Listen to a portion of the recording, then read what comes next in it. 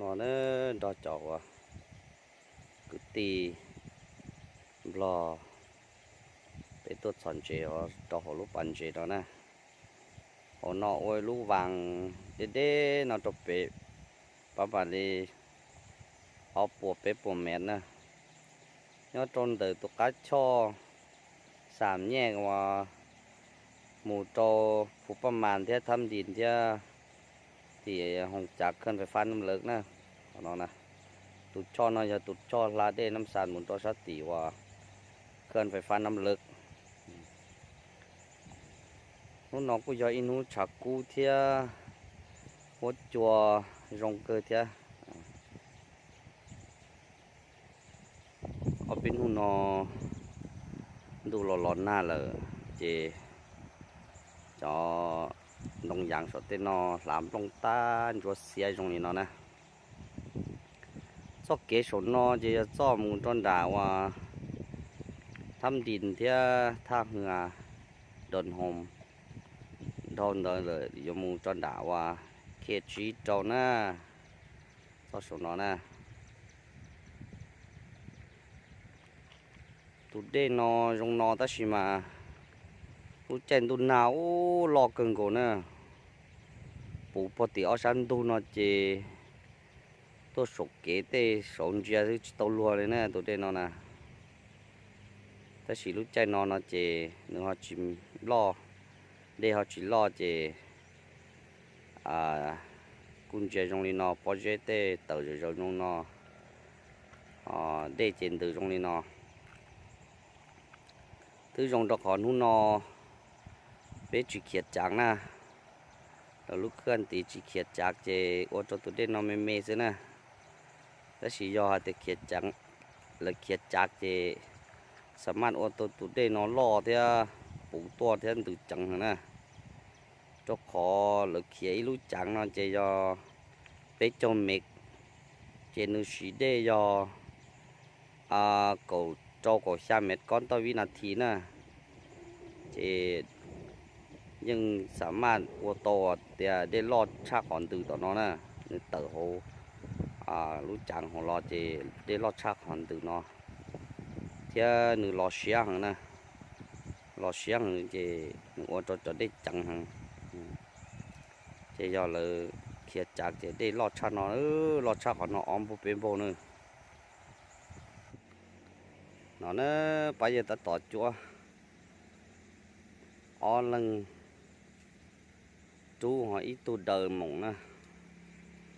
giờ mộng đây thì nửa đời nè người mà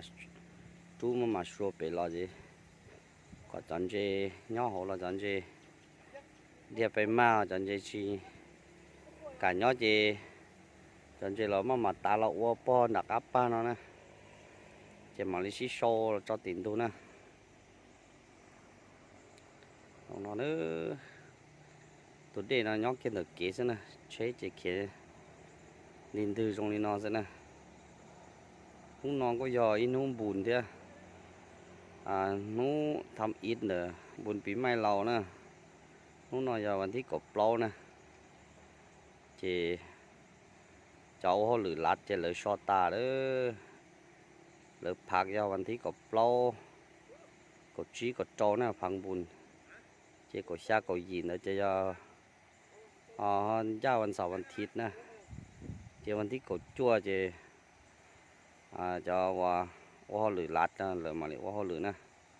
chỉ xong nó có do ý xongว่าmùng rong cơ đi theo và ta tỏ gia trâu nóวันพุธchỉ là tao phạc bên nó nè tao phạc bên nó buộc choวันเสาร์วันอาทิตย์จะชี้nóก่อนนะจะนู้ที่โจจะมาลียานู้เลยว่าเขาเลยก็นอปล่อยตัวลัวลอกกันโกนเนาะถ้าจ่าลีเปโลแล้วนะปล่อยตัวเจลอกกันโกเลยถ้าจ่าลีเปโลจะดำตาจอเด้อสิหนึ่งยกออกตื่นเนี่ยหลังไกลแล้วมองมือเสริมสีโจเนี่ยแล้วมองล่อเนี่ยluônเด้อ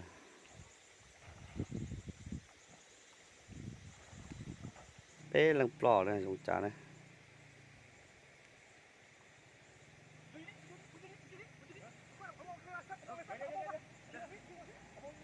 เอาหลายหอบซะไม่มองนะ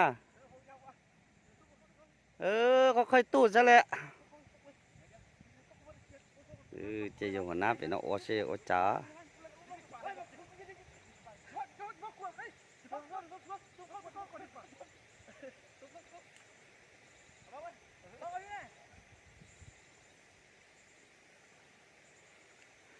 สอดจุดสอยตัวมีอ่ำปัวนะสอดจริงๆนะแล้วเป็นเรื่องมอชิมอหnữa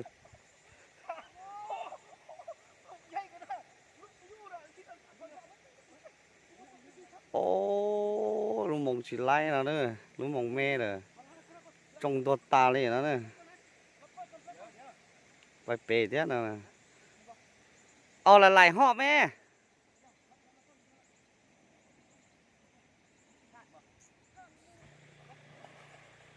bao giờ mò nữa bể lần mò này nữa lại nữa lại người ta nữa đây là ba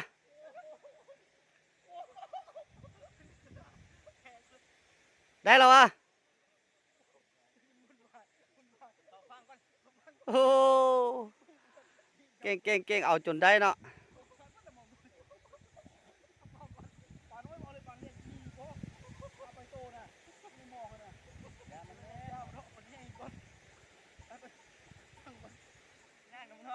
สอนไล่เกียร์ด้วยพวกเกียร์หลอนเตอร์ด้วย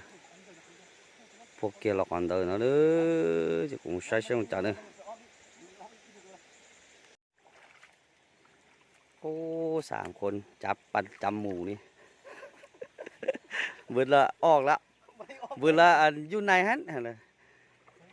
2 โล2 โลปลายนี่แหละ3 โลเบิ่งตัวใหญ่ขนาดเนาะโอ้ยังน้ำลอยโอ้ยโอ้อันนี้เป็นผลงานจิตวงศ์เลยเอาอีกแล้วหงลายสั้นนี่ปลาสมันแห้งก็แห้งคือปลาดงเนาะปลานิลธรรมชาติเลยโอ้จับจนได้เนาะเก่ง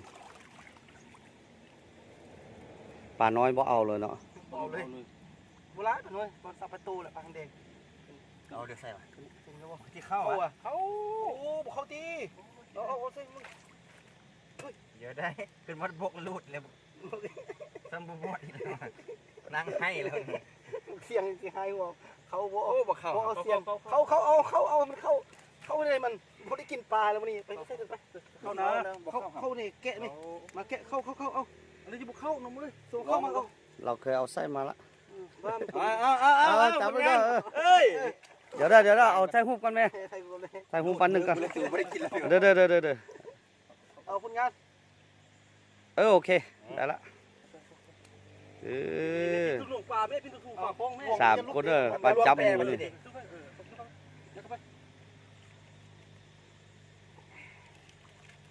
บ่ได้กูเอาสู้มันตามมันเอาไปห้อยมาไหมได้นะโอ้มันนี่ว่าได้กูบุกมันขับเลยนะซกเสือกไหมซกเสือกมามันซกเสือกล่ามเอาโอ้ระวังเด้ออันนั้น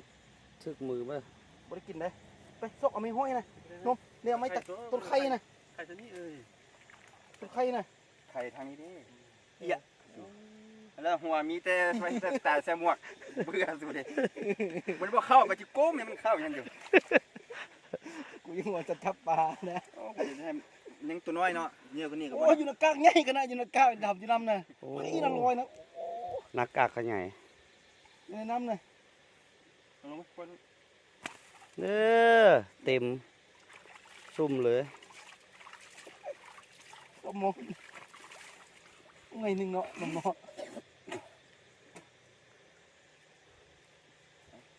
มองเอาปลาน้อย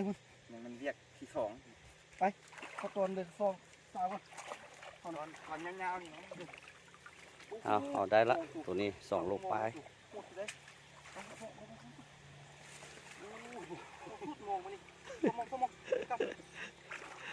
วันนี้ได้แก้มงเนอะวันนี้nó nó tuần chế bắt tao cho ye phong dư chọ bè là mò luôn nó nữa ô lọt chứ cho còn mò nó giờ bị tát lá chỉ tụi nó chỉ dùng bông lên rồi ít xe là nữa tụi nó nè lúc xong nó chỉ xong bùn nó chỉ bông lên ít xe là nữa tụi nó ó lụt chi này tụi nó lo chập lở đi thế cho miền chế thế nó được bố nó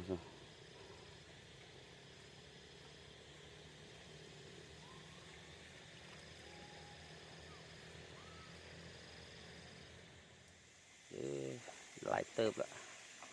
นั่นโอ้มีแต่ตัวใหญ่ๆเนาะคันว่าเอาแห่นี่มีแห่นี่ได้เบิด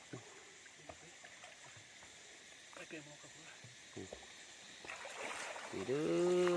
อันนี้เป็นปลาสักกังมีแต่ตัวใหญ่ๆเบิดเลยออกจำนวนลายแล้วเพราะว่าเอาอุปกรณ์บกครบมีแต่มอง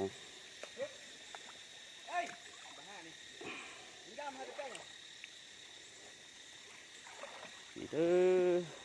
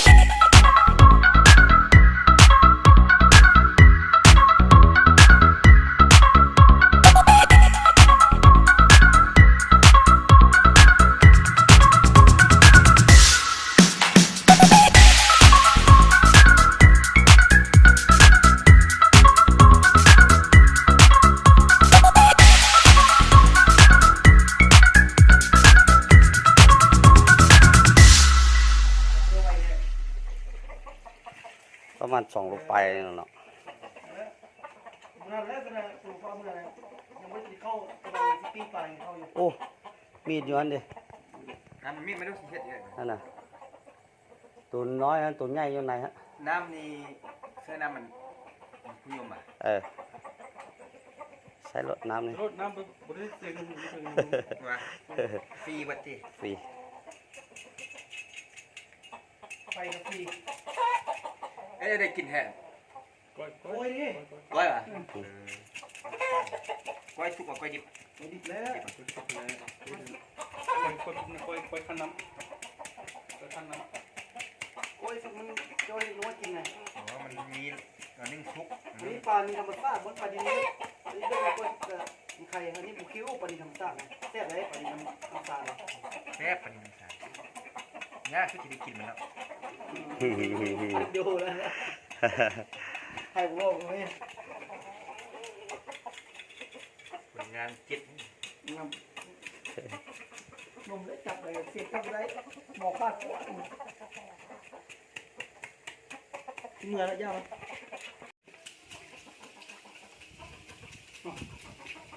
ตัวกระแบงก็ไปกินเมื่อไหร่ก็เรือกับปิ้ง เอาไปได้เป็นไง ปิ้งน้อยนึงกินอันนั้นสุด ให้ผมแม่กินเสียตัวกันพอละเอ้าบุมีเย็นข้าข่าวอ่ะ ข้าว จึงน้อยได้กินพร้อมเย็นพร้อมได้ มีก็จังน้อยให้เอาอันนั้นก็ไม่ แบ่งกินวะ ปิ้งแล้วนี่นะตัวใหญ่ พอละ โอ้พอแล้วเดี๋ยวแบ่งมือ พอละ พอแล้วกูไม่ได้เสี่ยงคนดื้อ มีตัวใหญ่ก็ฟังเลย โอ้โ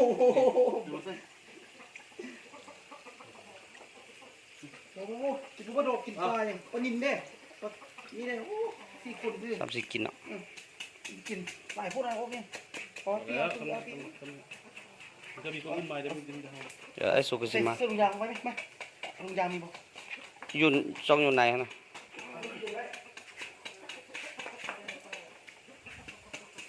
กระดูกแก่สิ แกงกระดูกแกง มาเอาตามที่ส่งให้ได้ให้ทุดีดูไหม บ่มื้ออื่นนายก็สิมื้อละบ่เอา ใส่สามไปเรานี่ช่วย บ่เอาใส่นี่ใส่ด้วยเจ้ามาเจ้า เอาไปแล้วนะเอาไปแล้วนะ เขาใส่3 คนใส่ตรงนี้ก่อนเราจะค่อยเอาเบนคือดีใส่ถ้วยแล้วไว้เรา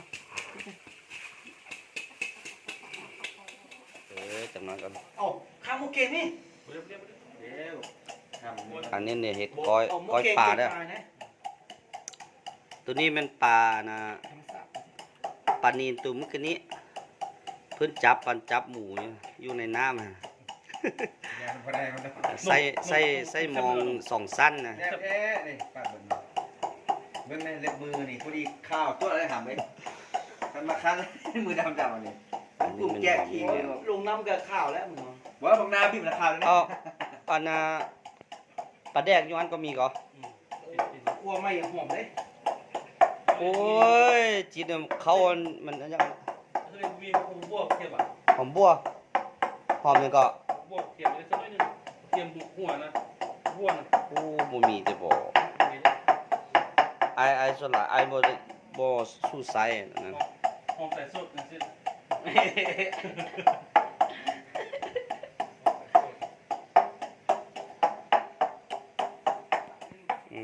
นี่เจ้าของยูมิเงินมันยาอยู่เฟ่เขาว่าเหมือนนี้ผมไปเวียกตัดสวยอยู่บ้านคิดรถไปลองมา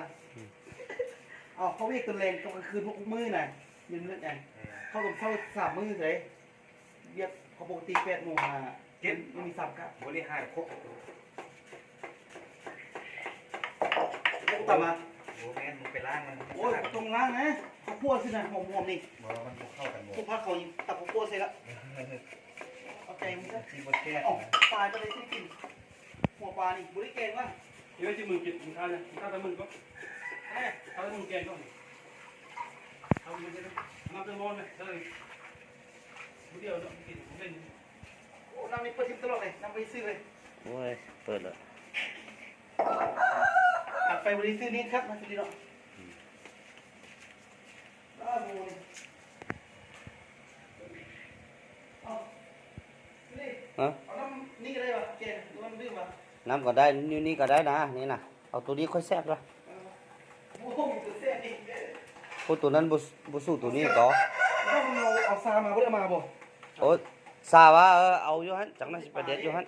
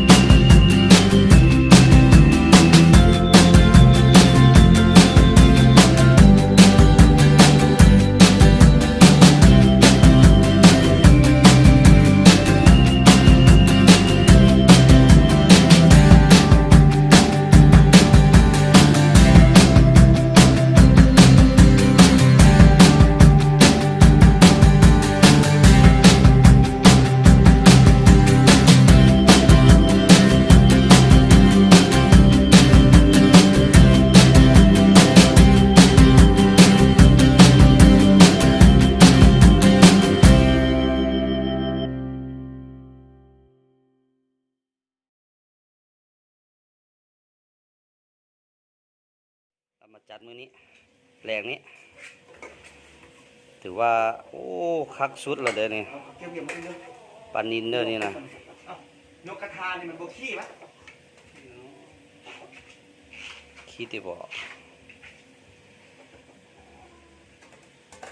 ก้อยปลาแกงปลาใส่ซาแล้วก็ปิ้งปลาโอ้สุดยอดแล้วก็มีเบียร์ไปพร้อม ชื่อตรงนี้เราเกี่ยวกับโลกนี่ก่อนยอมสิได้ลองให้สิมาแม่เสี่ยวกำลังนี่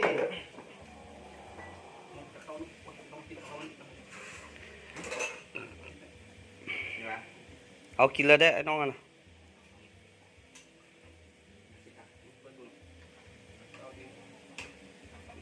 ไอ้มึงทุกตัวยังวะไม่ดิคุณน้อง อะไรวะ ปิ้งนกเลยปิ้งนก นกกระทายมา